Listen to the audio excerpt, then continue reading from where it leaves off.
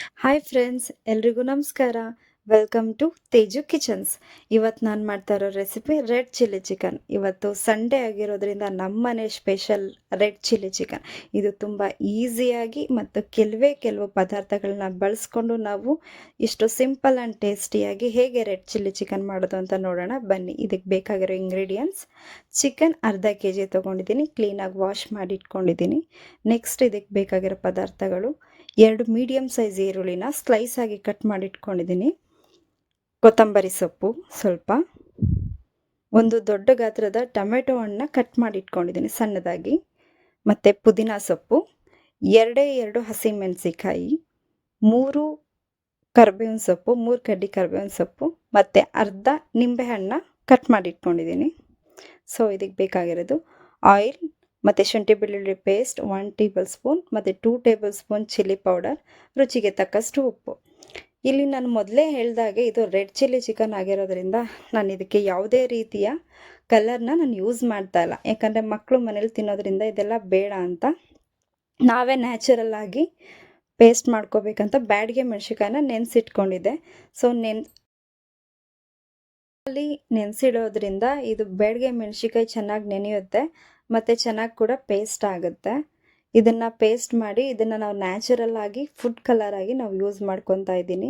ಇಲ್ಲಿ ಯಾವುದೇ ರೀತಿ ಕಲರ್ಸ್ ಎಲ್ಲ ಯೂಸ್ ಮಾಡೋದು ಬೇಡ ಅಂತ. ಇನ್ ಕೇಸ್ ನಿಮ್ಮ ಮನೇಲಿ ಬ್ಯಾಡಿಗೆ ಮೆಣಸಿಕಾಯಿ ಇಲ್ಲ ಅಂದರೆ ಸ್ಕಿಪ್ ಮಾಡಿ, ನೀವು ಜಸ್ಟ್ ಚಿಲ್ಲಿ ಪೌಡರ್ ಯೂಸ್ ಮಾಡಿದ್ರೂ ನಡೆಯುತ್ತೆ. ಸೊ ಈಗ ಬನ್ನಿ ಸ್ಟಾರ್ಟ್ ಮಾಡೋಣ. ಯಾವ ಪಾತ್ರೆಯಲ್ಲಿ ನೀವು ಅಡುಗೆ ಮಾಡಬೇಕಂತ ಅಂದ್ಕೊಂಡಿದ್ರು ಅದೇ ಪಾತ್ರೆಗೆ ಡೈರೆಕ್ಟಾಗಿ ನೀವು ಮ್ಯಾರಿನೇಟ್ ಮಾಡ್ಕೋಬೋದು. 1 ಟೇಬಲ್ ಸ್ಪೂನ್ ಶುಂಠಿ ಬೆಳ್ಳುಳ್ಳಿ paste, 2 table spoon red chilli powder, ಮತ್ತು ರುಚಿಗೆ ತಕ್ಕಷ್ಟು ಉಪ್ಪು ನೋಡಿ ಹಾಕ್ಕೊಳ್ಳಿ, ನಿಮಗೆ ಟೇಸ್ಟಿಗೆ ಅನುಗುಣವಾಗಿ ನೀವು ಯೂಸ್ ಮಾಡ್ಕೊಳ್ಳಿ. ಮತ್ತು ನಾನು ನಿಮ್ಗೆ ಏನೇನು ಇಂಗ್ರೀಡಿಯೆಂಟ್ಸ್ ತೋರಿಸಿದ್ದೆ ಆಗಲೇ, ಈರುಳ್ಳಿ, ಕೊತ್ತಂಬರಿ ಸೊಪ್ಪು, ಕರಿಬೇವಿನ ಸೊಪ್ಪು ಎಲ್ಲನೂ ಕೂಡ ನೀವು ಜೊತೆಗೆ ಒಂದೇ ಸಲ ಚಿಕನ್ ಜೊತೆ ಮಸಾಲೆ ಜೊತೆ ಆ್ಯಡ್ ಮಾಡ್ಕೊಳ್ಳಿ. ಕರಿಬೇವಿನ ಸೊಪ್ಪು ಆಗಿರ್ಬೋದು, ಹಸಿಮೆಣಸಿಕಾಯಿ ಆಗಿರ್ಬೋದು, ಎಲ್ಲನೂ ಕೂಡ. ಈ ಒಂದು ರೆಸಿಪಿನ ನಾನು ಕಲಿತಿದ್ದು ನಮ್ಮ ಮಾವನ ಹತ್ರ. ಅವ್ರು ಮಾಡೋ ಅಡುಗೆನ ನೋಡಿ ನಾನು ಅವ್ರ ಹತ್ರ ಕಲ್ತ್ಕೊಂಡೆ. ನನಗಂತೂ ಇದೊಂದು ತುಂಬಾ ಫೇವ್ರೆಟ್. ನಮ್ಮ ಮನೇಲಿ ಎಲ್ರಿಗೂ ಕೂಡ ಇಷ್ಟ ಈ ರೆಸಿಪಿ. ಮತ್ತು ಇದೇನಿತ್ತು, ನಾನಿಲ್ಲಿ ಆಗಲೇ ಏನು ರೆಡಿ ಮಾಡಿಟ್ಕೊಂಡಿದ್ದೆ ಬ್ಯಾಡಿಗೆ ಮೆಣಸಿಕಾಯಿ ಪೇಸ್ಟು, ಅದನ್ನು ನಾನಿಲ್ಲಿ ಆ್ಯಡ್ ಮಾಡ್ಕೊತಾ ಇದ್ದೀನಿ. ಚಿಕನ್ಗೆ ನಾನು ಉಪ್ಪು, ಹುಳಿ, ಖಾರ ಮತ್ತು ಈರುಳ್ಳಿ, ಟೊಮೆಟೊ ಎಲ್ಲನೂ ಕೂಡ ಆ್ಯಡ್ ಮಾಡಿದೆ. ಸೊ ಇದನ್ನು ನೀಟಾಗಿ ಮ್ಯಾರಿನೇಟ್ ಮಾಡಿ ಇಟ್ಕೋಬೇಕು. ನಿಮಗೆ ಟೈಮ್ ಇದ್ದರೆ ಅರ್ಧ ಗಂಟೆ ಬಿಟ್ಟು ಕೂಡ ನೀವು ಕುಕ್ ಮಾಡ್ಕೋಬೋದು. ಮತ್ತು ಇದಕ್ಕೆ ಹೆಚ್ಚಿಗೆ ಆಯಿಲ್ನ ಯೂಸ್ ಮಾಡೋದು ಅವಶ್ಯಕತೆನೇ ಇಲ್ಲ. ಲಿಟಲ್ ಬಿಟ್ ಅಂದರೆ ಸ್ವಲ್ಪ ಆಯಿಲ್ ಇದ್ರೂ ಕೂಡ ನಡೆಯುತ್ತೆ. ಹೆಚ್ಚು ಆಯಿಲು ಮತ್ತು ಯಾವುದೇ ರೀತಿಯ ಆರ್ಟಿಫಿಷಿಯಲ್ ಫುಡ್ ಕಲರ್ಸ್ನೆಲ್ಲ ಯೂಸ್ ಮಾಡಿಲ್ಲ. ಫುಡ್ ಕಲರ್ಸ್ ಎಲ್ಲ ಯೂಸ್ ಮಾಡೋದ್ರಿಂದ ಹೆಲ್ತಿಗೂ ಕೂಡ ಒಳ್ಳೆಯದಲ್ಲ. ಸೊ ನ್ಯಾಚುರಲ್ ಆಗೇ ಇರಲಿ ಅಂತ ಇದೊಂದು ಸಿಂಪಲ್ ರೆಸಿಪಿ ನಾನು ಮಾಡ್ತಾಯಿದ್ದೀನಿ. ಇನ್ ಕೇಸ್ ಬ್ಯಾಡಿಗೆ ಮೆಣಸಿಕಾಯಿ ಇಲ್ಲ ಅಂದರೆ ಅದನ್ನು ಸ್ಕಿಪ್ ಮಾಡಿ. ನೀವು ಅದು ಹಾಕಿಲ್ಲ ಅಂದರೂ ಕೂಡ ತೊಂದರೆ ಏನಿಲ್ಲ, ಟೇಸ್ಟ್ ಏನಿರುತ್ತೆ ಆ್ಯಸ್ ಯೂಶುವಲ್ ಚೆನ್ನಾಗೇ ಬರುತ್ತೆ.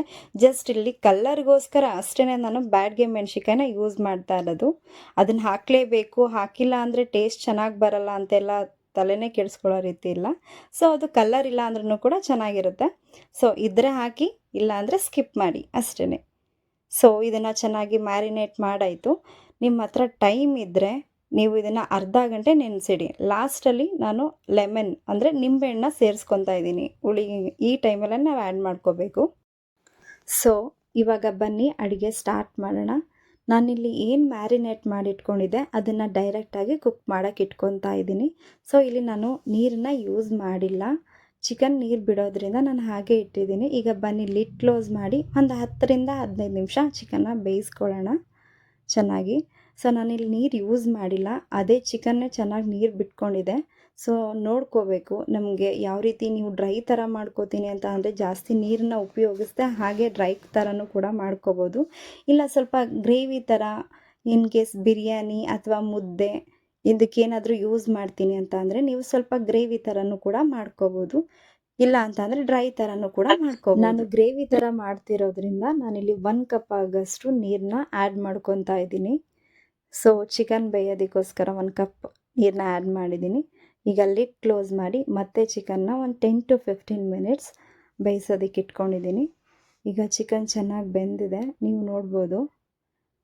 ಇದು ಇನ್ನೂ ಸ್ವಲ್ಪ ನನಗೆ ಗಟ್ಟಿಯಾಗಿ ಸ್ವಲ್ಪ ಗ್ರೇವಿ ಥರ ಬೇಕಾಗಿರೋದ್ರಿಂದ ನಾನು ಇನ್ನೊಂದು ಸ್ವಲ್ಪ ಕುಕ್ ಮಾಡೋದಕ್ಕೆ ಇಡ್ತೀನಿ. ಮತ್ತೆ 5ರಿಂದ 10 ನಿಮಿಷ.